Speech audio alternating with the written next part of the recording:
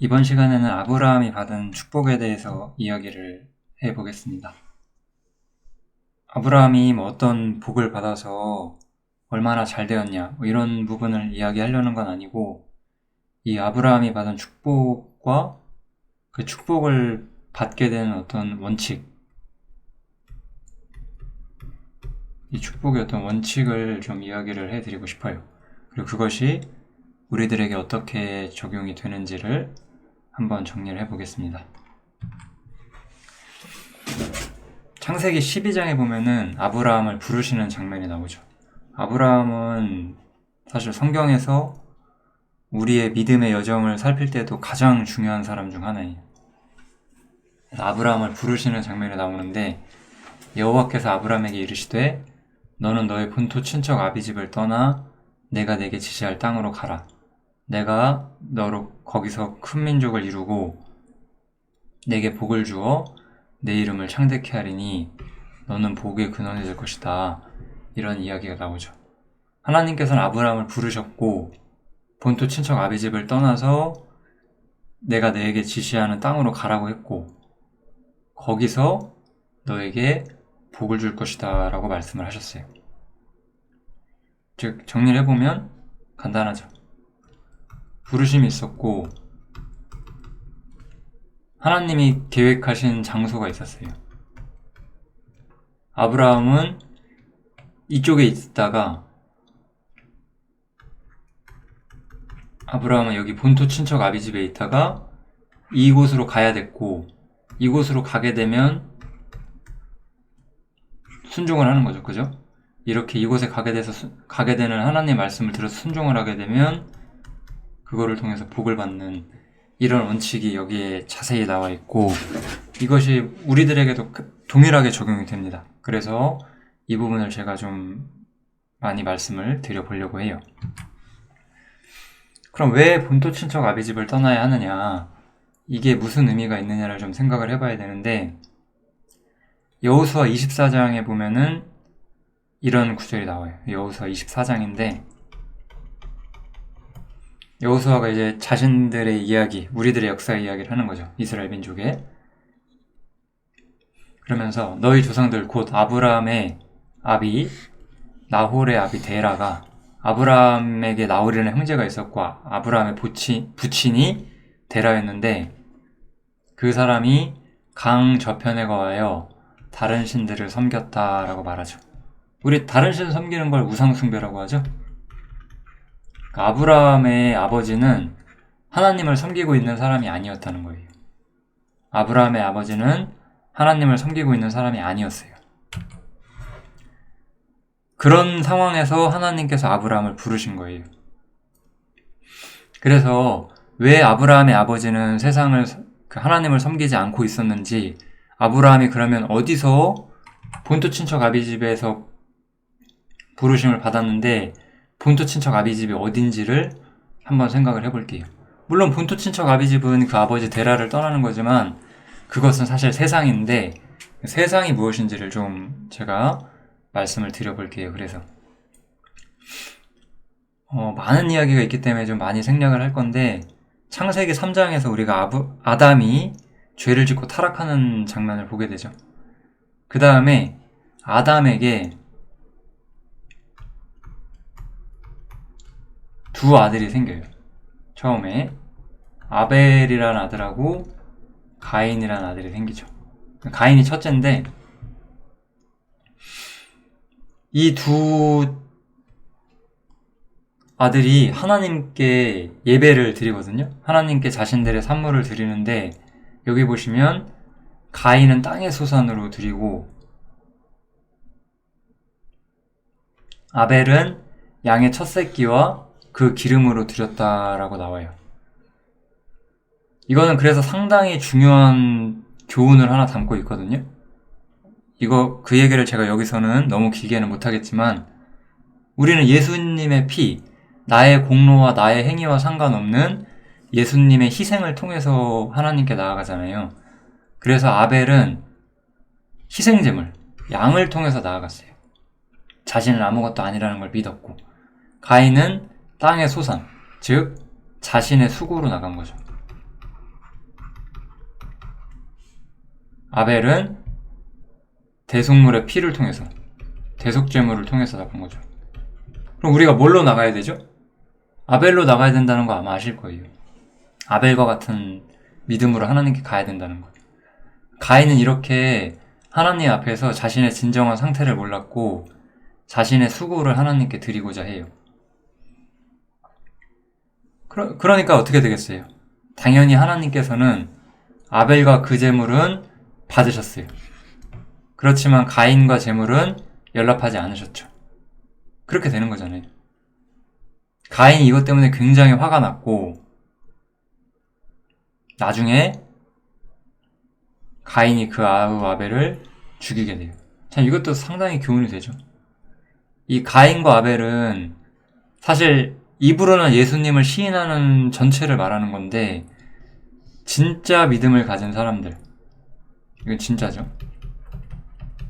그리고 이 사람들은 명목상 신자이긴 해요.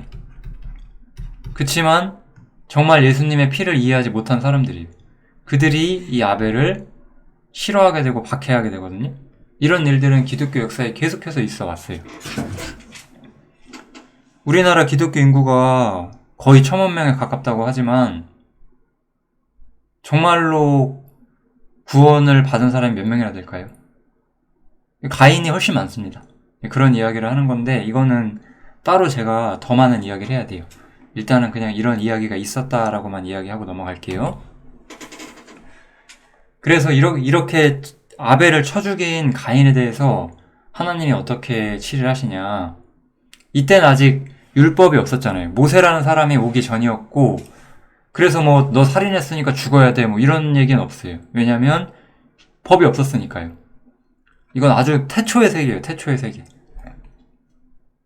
그렇지만 하나님께서는 아우의 핏값을 너에게 찾아야 한다라고 말씀을 하시면서 너는 땅에서 피함에 유리하는 자가 될 것이다 라고 말을 해요. 좀 쉬운 말로 하면 유리한다는 거는 방랑한다는 뜻이거든요. 그래서 방랑자가 된다는 거죠. 세상에서 자신의 안전을 약속받지 못하고 방황하며 살아가야 한다는 거죠. 사실상 모든 인간이 다 그렇죠. 그럼에도 불구하고 하나님께서는 가인을 죽이시진 않으셨어요. 그리고 가인을 죽이는 자는 더 많은 벌을 받을 것이다 라고 하면서 하나님께 어떤 안전에 대한 약속은 받죠. 네가 피함에 유리하는 방랑자가 되긴 하겠지만 너의 목숨만은 내가 일단은 보존할 것이다 라고 이야기를 하는 거예요. 그래서 가인에게 표를 주사 만나는 누구에게든지 죽임을 명쾌하시리라 이렇게 말씀하셨죠.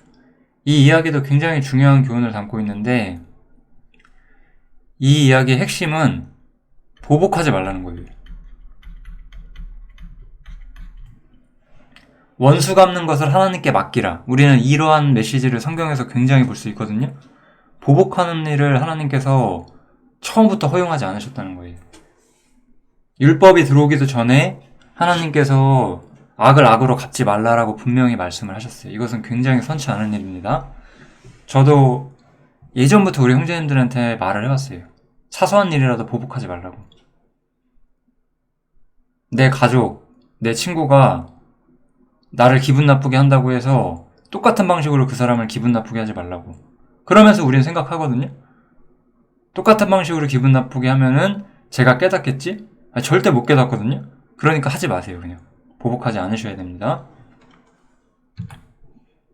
그래서 이렇게 가인이라는 사람이 지나오고 나서 가인 얘기 여기서부터 할 수밖에 없어서 제가 좀 가인 얘기를 할 수밖에 없는데 가인이 그래서 하나님을 떠나서 에덴 동편 노치라는 곳에 가서 거기서 자식도 낳고 성을 쌓아요. 성을 쌓는다는 거는 자신을 보호하기 위해서 자신이 무장을 한다는 뜻이겠죠. 쉽게 말하면. 이제 하나님께 의존하는 생활은 끝난 거예요. 이제 이 사람은 하나님과 완전히 단절된 상태가 된 거죠. 이렇게 하나님과 단절돼서 자신을 위하여 성을 쌓는 사람이 되었어요. 그리고 나서 이 사람들이 또 이렇게 자식이 쭉 나오면서 라멕이라는 사람이 나오게 됩니다. 창세기 1장부터 지금 4장까지 이야기를 하고 있는 거예요. 근데 라멕에는 또 굉장히 또 엄청난 장면이 나오는데 라멕이 두 아내를 취해요. 우리 창세기에 보면 한 남자와 한 여자가 만나서 하나가 된다라고 말하거든요. 근데 이 라멕이 두 여자를 취하죠. 이건 그러니까 하나님의 창조 질서를 어지럽히는 거죠. 창조 질서를 깨기 시작했어요. 우리는 법이라는 게 있는데 법보다 위에 뭐가 있냐면 창조 질서가 있어요. 예를 들어서 우리나라에 한국에 법이 있어요. 뭐 소수를 보호해야 된다. 뭐 동성애자라든지 뭐 그런 정신병자들 그런 사람들도 뭐 보호해줘야 한다. 소수니까. 그런 얘기 하죠. 근데 그들이 하고 있는 건 뭐예요? 한 남자와 한 여자가 만나라고 하는 창조 질서를 깨는 거예요. 이거는 하나님 앞에서 더 큰 죄악이죠. 뭐 아무튼 이렇게 창조 질서를 무너뜨리는 거예요. 왜냐하면 하나님과 이미 관계가 끝났고 하나님과 관계가 끝나기 때문에 이 세상을 하나님의 질서가 있는 곳이라고 생각하지 않기 시작한 거죠. 그래서 창조 질서가 깨지는 거예요. 그래서 이 창조 질서가 깨지면서 사람들이 무슨 일을 하느냐. 이제 또 뭐 라멕이 두 아내를 취해서 자식 셋을 낳거든요. 아들을. 딸도 있긴 한데 딸은 별로 여기서는 메시지가 없고, 처음에 야발이라는 사람을 낳았는데 육축치는 자의 조상이 되었대요. 그 다음에 이름이 또 하나는 유발인데 이 사람은 수금과 통수를 잡는 자의 모든 자의 조상이 되었대요. 실라라는 사람, 이 두 번째 부인이죠. 두 번째 부인은 두발가인을 낳았는데 이 사람은 기계 만드는 자의 조상이 되었대요. 여기서 인류의 조상, 인류 문명의 발전의 조상인 세 사람이 나오게 돼요. 이 세 사람이 하는 일은 결국 문명의 발달이죠. 사람을 배불리 먹을 수 있는 것, 식량 문제를 해결하는 문제들을 인간의 재능이 그것을 해결하게 돼요. 그 다음에 즐거움을 위해서 음악과 문화를 발전하는 일들도 인간 스스로 하게 되죠. 그 다음에 인간의 삶의 편의를 위해서 날카로운 기계 혹은 전쟁을 위한 도구를 만드는 것들도 인간이 하게 되죠. 한마디로 이 세 사람은 이 문명 발전을 의미하고 있는 거예요. 즉, 그럼 우리가 이 이야기를 통해서 볼 수 있는 결론은 뭐죠? 첫 번째, 하나님과 단절되고 자신만의 성을 쌓고 창조 질서를 깨고 그 빈자리를 문명을 발달시켜서 채우는 거예요, 사람은. 이러면서 하나님과 사람은 완전히 멀어지게 되는 거고, 이러한 결론으로 나온 지금의 세계, 그걸 우리가 한마디로 세상이라고 부르잖아요. 세상. 세상이 어떻다, 세상은 어떻다. 뭐 모든 사람들이 세상을 말하잖아요. 이게 세상인 거예요. 성경에서 말하는 세상은 하나님과 끊어지고 하나님과 단절되고 하나님의 질서를 깨고 그 다음에 인간만의 문명을 발달시키면서 하나님을 밀어내는 거죠. 이게 바로 세상이라는 거예요. 세상은 이런 곳이라는 거죠. 한마디로 말하면 이 세상에는 하나님이 없어요. 하나님이 없는 곳이에요. 그것이 바로 세상입니다. 또 바벨탑 사건이라는 게 이제 창세기 9장, 10장, 11장 정도에서 좀 볼 수가 있는데요. 참 알고 계실 거예요. 바벨탑 사건. 그 당시에 언어가 하나였는데 언어가 하나라서 사람들이 뭉치려고 하니까 하나님께서 이것을 흩어버리시죠. 그래서 언어를 나누게 되고 언어가 나눠지게 되면서 그 언어를 따라서 사람들이 나눠지게 돼요. 그래서 이들에게서 땅의 열국 백성이 나뉘었더라. 열국이란 것은 국가죠. 그러니까 국가로 세계가 분단되게 돼요. 옛날에는 국가라는 개념이 없었던 시대에 어떻게 국가라는 게 생겼는지까지 이야기를 해요. 창세기에서는.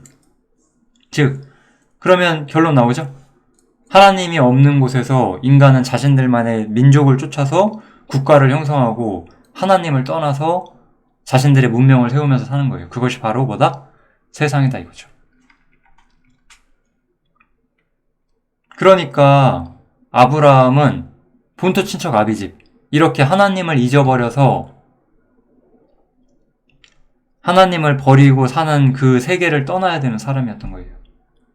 그래서 아브라함에게 하나님은 말씀하시는 거예요.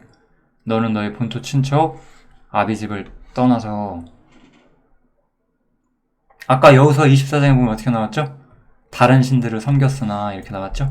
한마디로 여기서는 세상이잖아요. 다른 신 섬기는 게 뭐예요? 로마서 1장에 보면 이 다른 신 섬기는 것이 뭔지를 설명해주죠. 저희가 하나님의 진리를 거짓 것으로 바꾸어 피조물을 조물주보다 더 경배하고 섬깁니다 라고 말하죠.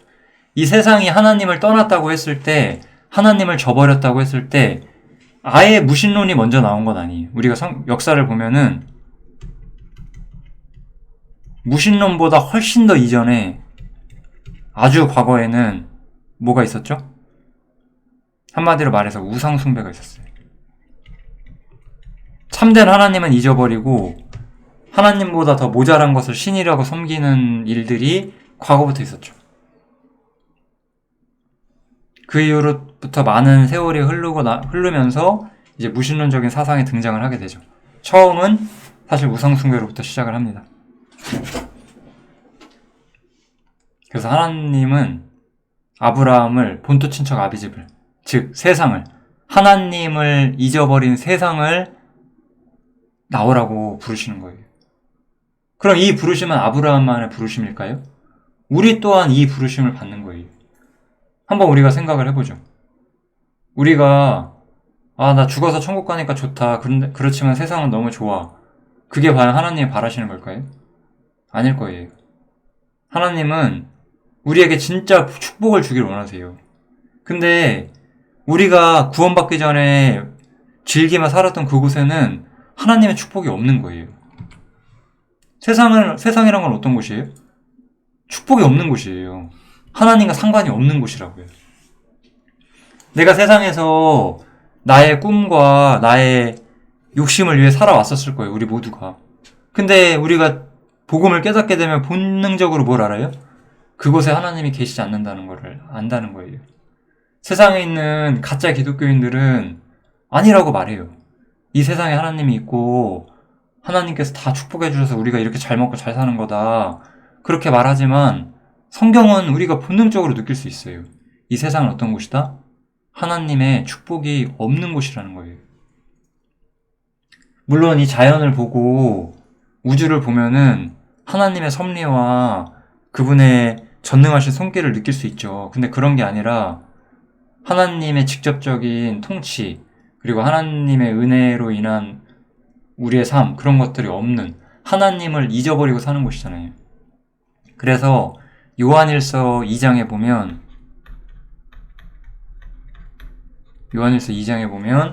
이 세상이나 세상에 있는 것을 사랑치 말라라고 하고, 왜냐하면 이 세상을 사랑하면 아버지의 사랑이 그 속에 있지 없다라고 말해요. 왜냐하면 세상에 있는 모든 것은 육신의 정욕, 안목의 정욕, 이생의 자랑이기 때문에 아버지께로 쫓아온 것, 하나님께로부터 온 것이 아니다 이거예요. 모든 것이 세상에서 왔다는 거예요. 뭐가요? 세상에 있는 모든 것이요. 세상에 사람의 눈에 보기엔 좋아 보이는 것이 있는데 그런 것들도 다 하나님께로부터 온 것이 아니다라고 말하는 거예요. 세상은 축복이 없는 곳이고 하나님과 끊어진 곳이에요. 축복이 없다는 거는 하나님과 끊어진 곳이에요.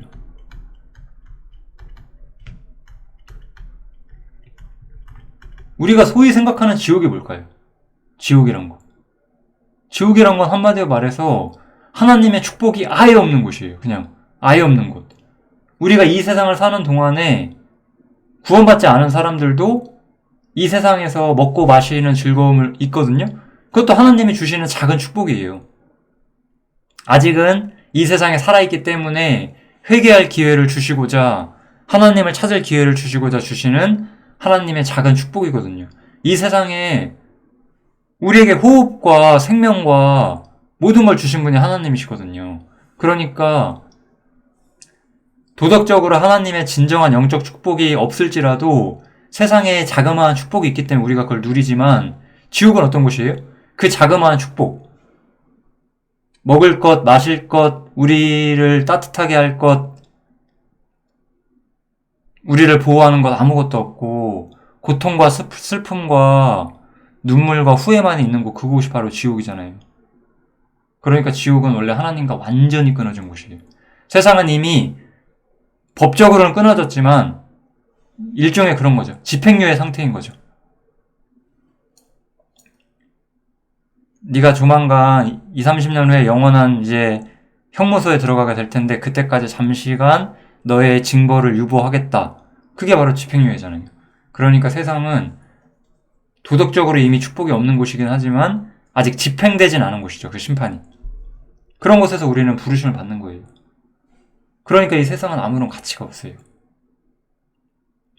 창세기 3장에 보면 하나님께서 그 사람, 아담을 그 축복의 장소인 에덴에서 쫓아난 다음에 화영검을 두어서 생명나무의 길을 지킨다고 해요. 화영검은 하나님께서 막으신 거예요. 하나님께서. 하나님 여기 계신데 세상은 죄인과 세상이 여기 이렇게 같이 있잖아요. 못 가요, 이쪽으로. 하나님 쪽으로 갈 수 없게 된 거예요. 세상은 축복이 없는 곳이에요. 그래서 하나님께서는 죄인을 부르시는 거예요. 회개하고 복음을 믿고 나에게 돌아오라고. 그러니까 하나님께 돌아온다는 것은 세상에서는 멀어진다는 거죠. 세상을 떠난다는 게 되는 거죠. 본토 친척 아비집을 떠나야 되는 거예요. 그래서 반대로 세상은 사람이 또한 하나님을 거부하는 곳이기도 했어요. 참 이건 놀라운 일이죠. 참빛, 예수님이시거든요. 예수님이 세상에 오셔서 영혼의 빛을 비춰주고 영혼에게 영원한 축복과 구원을 가져다주는 분이셨는데 세상이 그를 알지 못했어요. 하나님을 거부하고 하나님을 잊어버리고 하나님을 알지 못하는 곳인 거예요. 이때 예수님과 가장 가까워야 했어야 하는 이 자기 백성, 이스라엘 사람들은 어떻게 말했냐면 여기 보세요.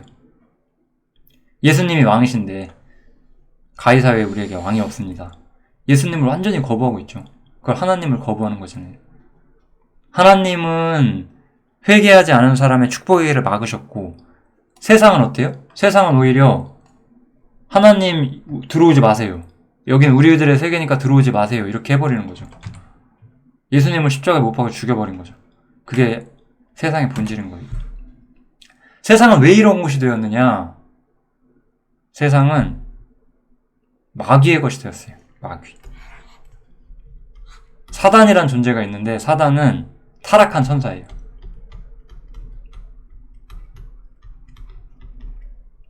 이 타락한 천사에 대한 성경의 기록은 많지가 않아요. 그것을 예표하는 성경 구절들이 몇 개 있지만 하나님께서는 성경을 인간에게 주셨고 인간에게 필요한 걸 주시는 것이기 때문에 천사들의 문제에 대해서는 깊이 관여하지 않으시고 저 역시 그런 구절들을 별로 알려드리고 싶진 않고요. 그냥 우리들의 문제를 보시면 돼요. 천사에 대해서 생각할 필요 없이. 아무튼 이 타락한 천사의 우두머리가 사단, 마귀인데 마귀가 뭐라고 하느냐? 천하 만국을 예수님한테 보여주면서 이 모든 권세와 영광을 내가 너에게 주겠다라고 말을 해요. 그러니까 세상의 모든 권세와 영광이 누구 거예요? 마귀 거예요. 이것은 내게 넘겨준 것이므로라고 말해요. 내게 넘겨준 것이래요. 누군가가 마귀에게 세상의 권세를 주었대요. 누가 줬을까요? 아담이 준 거죠. 아담이 죄를 지었기 때문에 세상이 타락하게 되었고 세상의 주도권이 마귀에게 간 거예요. 그러므로 나의 원하는 자에게 주노라. 이거 너무 무섭지 않나요? 세상의 부귀영화가 누구한테 있다는 거예요? 나의 원하는 자, 마귀가 원하는 자. 지금 세상에 이 세상을 지배하고 있는 거대한 기업, 거대한 정치가, 문화의 어떤 지배자, 스포츠, 막 이런 모든 영역에 지배하고 있는 존재, 그들에게 재능을 준 존재, 그들이 성공하게 해준 게 누구라고요? 마귀라잖아요. 나의 원하는 자에게 준다고. 그런데도 여러분들은 성공하고 싶으세요? 마귀가 원하는 자에게 그걸 준다는데 마귀가 원하는 자가 되고 싶으시냐고요. 세상은 그런 곳이라는 거예요. 에베소서 2장에서도 요거는 누가복음 4장이고요. 이거는 에베소서 2장인데 에베소서 2장에서도 이렇게 말하죠. 그때 너희가 그 가운데서 행하여 이 세상 풍속을 쫓고 공중의 권세 잡은 자를 따랐으니 지금 불순종의 아들들 가운데 역사하는 영이다. 마귀는 영이에요. 보이지 않는 영. 성령님, 하나님의 영이 아니라 하나님을 대적하는 영이라는 거죠. 그래서 공중의 권세 잡은 자, 마귀죠. 마귀를 따라서 세상 풍속을 쫓는다는 거예요. 그러니까 마귀는 우리들한테, 세상한테 말해요.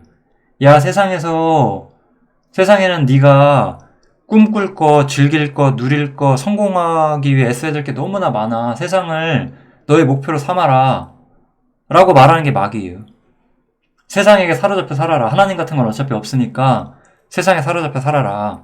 그렇게 말하는 게 마귀예요. 그치만 우리는 거기서 빠져나온 거예요. 그게 바로 구원의 본질이에요. 죽어서 천국 가는 게 전부가 아니에요. 그런데 우리가 기독교 세계를 한번 봐보죠.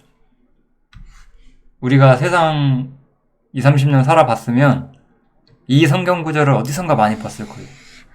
많은 식당들에 이게 걸려있어요. 네 시작은 미약하였으나 내 나중은 심히 창대하리라. 자영업자들 다 이거 걸어놓고 성공하시라고. 이게 그런 뜻이 아니에요. 제가 욥기를 여기서 설명할 게 아니기 때문에 설명 안 할 텐데 이런 거 붙여놓고서 축복받기 바라잖아요. 이거는 제가 그냥 인터넷에서 기독교 축복 검색해서 어떤 사람이 써놓은 거 본 거거든요. 목사겠죠. 이런 사람들이 지금 목사하고 있어요. 한번 읽어보세요, 이거. 하나님은 우리가 이 땅에서 축복받고 살기 원하시지 이 외국 땅에까지 와서 저주받고 살기 원하시지 않습니다. 물론 이건 맞아요. 근데 여기서 그 뉘앙스 느껴지지 않으세요? 우리가 하나님께서 이 사람이 왜 이 말을 하는 것 같아요, 지금 이 분위기 보면? 그러니까 여러분들 복받고 사시라고 약간 그런 느낌으로 말하고 싶은 거잖아요. 우리 하나님은 아담과 하가 잃어버렸던 축복의 에덴 동산을 다시 회복시켜 주시려고. 제가 말했던 거랑 다르죠? 사람은 어떻게 했어요, 아까? 사람은 거절했잖아요. 하나님을 거부했잖아요. 하나님을 거부했다는 거 모르잖아요, 이 사람은. 이런 게 세상 기독교인들이에요. 그래서 우리는 이제 하나님의 축복을 받아야 되고, 그럼 하나님의 축복은 이제 어디 있겠어요? 최소한 세상에는 없죠. 최소한 세상에는 없을 거예요. 그래서 우리는 세상을 떠나야 돼요. 도덕적으로 세상과 구별돼야 되는 거예요. 그래서 아브라함이 본토 친척 아비집을 떠났어요. 떠나고 나니까 어떤 일이 발생하게 되느냐? 이 사람이 이 베델이라는 곳에 들어가게 돼요.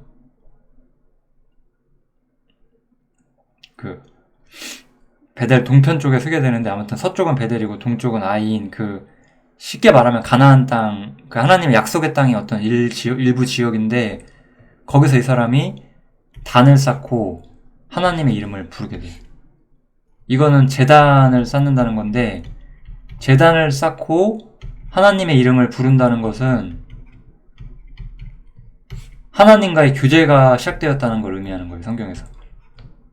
하나님과 교제가 시작되었다는 걸 의미하는 거예요. 이제 하나님과 교통이 시작되고 하나님의 축복 가운데, 하나님의 인도하심 가운데 사는 삶을 이 사람이 시작하게 돼요. 그러니까 우리가 하나님의 인도하심 가운데 살려면 뭘 해야 돼요? 본토 친척 아비집을 떠나서 하나님이 부르시는 곳으로 가야 돼요. 이 사람은 본토 친척 아비집을 떠나서 베델 땅으로 갔지만 우리는 어디로 가요? 우리는 세상을 떠나서 하나님께 속한 세계관, 가치관 속에서 우리가 살아가야 되는 거죠. 이게 축복을 위해 우리한테 필요한 거예요. 그럼 그리스도인들에게 그러면 축복이란 건 뭘까요? 우리들한테. 이 구절 에베소서 1장인데 한번 읽어보세요. 찬송하리로다. 하나님 곧 우리 주 예수 그리스도의 아버지께서 그리스도 안에서 하늘에 속한 모든 신령한 복으로 우리에게 복 주시되. 오직 예수님 안에서만, 예수님 바깥에서는 없어요. 그러니까 우리가 복음을 믿어야 되고 하늘에 속해 있는, 이 땅에 속해서 잘 먹고 잘 살고 성공하고 멋있고 잘생기고 그런 게 아니라 하늘에 속해 있는 모든 신령한, 세상에 보이는 육신적인 것, 육체적인 것들이 아니라 영적인 것, 보이지 않는 것에 속한 신령한 복으로 우리에게 복을 주신대요.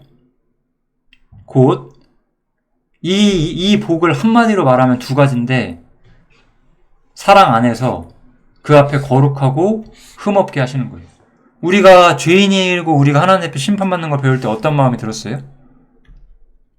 하나님이 계시고 나는 죄인일 때 나는 너무 더럽고 흠이 많은 존재였잖아요. 나는 죄로 인해 쪄들어 있었잖아요. 근데 하나님께서는 구원을 통해서 어떻게 해요, 우리를? 하나님 앞에 당당할 수 있도록 거룩하고 흠이 없게 하시는 게 하나님의 목적이라는 거예요. 이제 우리는 죄인이고 더럽고 흠 있는 존재가 아니라 하나님 앞에 아들이 되었어요. 아들들이. 이게 바로 우리가 받아야 되는 진짜 축복인 거죠. 하나님이 우리를 얼마나 사랑스럽게 여겨주실 수 있는가, 그걸 우리가 기뻐하고 즐거워하고 감사하며 살아야 되는 거죠. 이게 바로 우리 그리스도인들에게 축복의 본질인 거죠. 세상에 대해서 우리가 다시 한번 생각을 해보죠. 세상은 어떤 곳이었어요? 아까 예수님을 거부한 곳이었잖아요. 그래서 사도 바울이 이런 말을 하죠. 그리스도로 말미암아 세상이 나를 대하여 십자가에 못 박히고 내가 또한 세상을 대하여 그러하다라고 말하죠. 세상과 그리스도는 서로가 십자가를 통해서 원수가 된 거예요. 근데 나는 이제 어느 사람이에요? 이제 우리는 내 위치를 분명하게 해야 돼요. 내가 여기 있느냐 아니면 여기 있느냐. 내가 여기 있으면 예수님과 나는 원수고, 내가 여기 있으면 나와 세상은 원수예요. 여러분들은 어디 서 있어요? 저는 그리스도 편에 서 있고 세상은 저의 원수가 되었어요. 세상이 나를 십자가에 못 박았고 나도 세상을 십자가에 못 박았어요. 그게 제가 생각하는 세상의 이미지예요. 그러므로 우리는 이제 어떻게 살아야 돼요?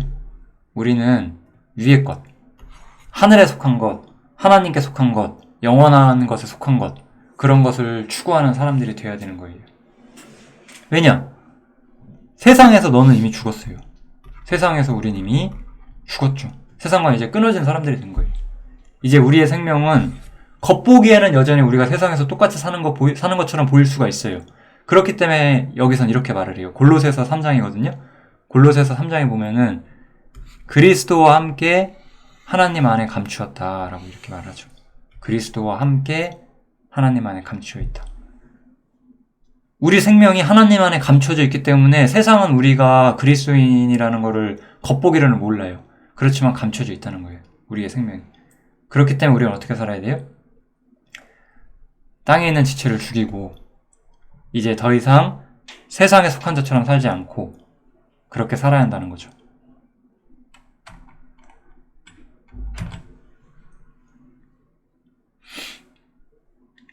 우리는 아담에 대해서 마지막으로 한번 생각을 해보면 좋을 것 같습니다. 우리가 세상을 보면 두 가지 모습이 있죠. 하나님이 창조하신 아름다운 모습도 있지만 인간이 손을 대면 망가지는 모습이 있죠. 그게 세상의 모습이에요. 세상이란 것은 제가 이 성경을 써놓은 이유는 뭐냐면은 세상은 그 세상의 머리가 되는 존재, 주인을 위해서 만든 거거든요. 집이잖아요. 집은 나를 위해 만드는 거잖아요. 나를 위해 내가 내 집을 꾸미잖아요. 그러니까 원래 첫 번째 세상은 주인이 아담이었잖아요. 하나님께서 아담을 위해 만드셨잖아요. 근데 아담이 실패를 하고 타락을 했기 때문에 세상도 타락을 한 거예요. 그러니까 세상은 하나님이 만들어주신 아름다운 것도 있지만 인간이 손대면서 점점 안 좋아지는 것들이 많이 있죠. 타락이 있으니까. 근데 새로운 세상은 어떻겠어요? 새로운 세상은 완전하신 예수님의 희생으로 만들어진 세상이기 때문에 결코 실패가 없어요. 그래서 완벽하고 영원하고 절대로 슬픔과 저주가 들어올 수 없는 그런 세계가 우리를 기다리고 있어요. 이 세계가 우리를 잠시 기다리고 있거든요. 우리는 여기를 향해서 우리가 가고 있는 순례자가 된 거예요. 저는 매일매일 저 세상을 꿈꾸거든요. 여러분들도 그런 걸 꿈꾸는 것. 이게 우리가 받은 축복이에요. 그렇기 때문에 우리는 이 세상에서는 여기서 말한 것처럼 세상의 것을 추구하는 것이 아니라 하나님이 주신 걸 추구하면서 세상에 있는 지체를 죽이면서 이런 죄악들의 핵심은 뭐다? 우상숭배라고 말하잖아요. 내가 세상을 사랑하는 것은 우상을 숭배하는 것이다 라고 말하는 거예요. 탐심은 우상숭배다. 우리는 이제 하나님이 주시는 축복을 추구하면서 그것을 쫓아가야 되는 거죠. 네. 아브라함이 받은 축복에 대해서 그 원리에 대해서 제가 이야기를 좀 드렸고요. 한마디로 뭐죠? 본토 친척 아비집. 세상을 떠나서 하나님의 영역 속으로 들어가는 삶. 그것이 바로 우리의 축복의 근원이다. 이렇게 말씀을 드리면 될 것 같습니다. 여기까지 하겠습니다. 감사합니다.